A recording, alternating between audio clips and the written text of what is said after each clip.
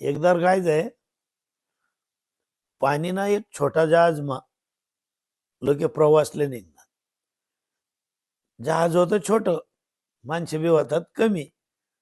जहाज असं समुद्रामध्ये जाई राय ना, आणि अचानक काय जाय आणि काय नाही. त्या जहाज ना कॅप्टनने देख एक मोठा मासा त्या जहाजकडे इराय ना, तोंड करीसनी, आणि त्याला भीती वाटणे.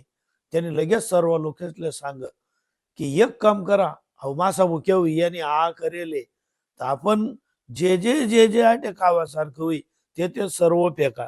आता त्या किचन मध्ये जे सापडे ते तर ते फळे फुले डांगरे डुंगरे जे काही सापडणार, टरबुजे सीताफळ जे बी सापडी, शेव पापडी तटे ज्या खावाना नाश्ताना पदार्थ इडली डोसा पे फिपे त्या परातीन पराती फेकायला लागणार.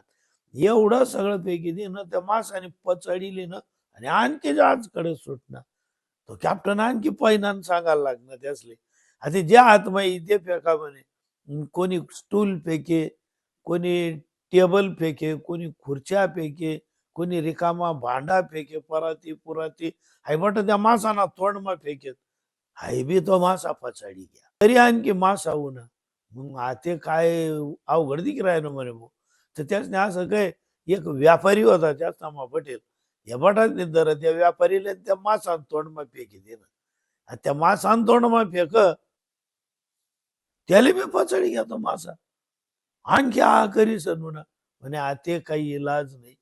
जेवढा होता त्या जहाजमा तेवढा तेवढा त्या मासाने गडपक्यात जसा पोटमा घ्यात, तर यशने काय की आता आठ येतं गहू देखतोच तो तटे हाय दांगडो.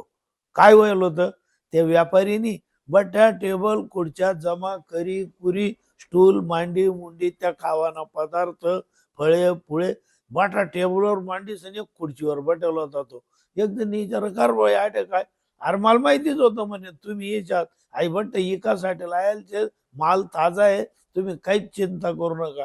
म्हणजे काय, व्यापार जर करा ना म्हणा, कोणती का परिस्थिती येणार ती परिस्थिती माझं सतत नफाना विचार करत त्याले व्यापारी म्हणतात.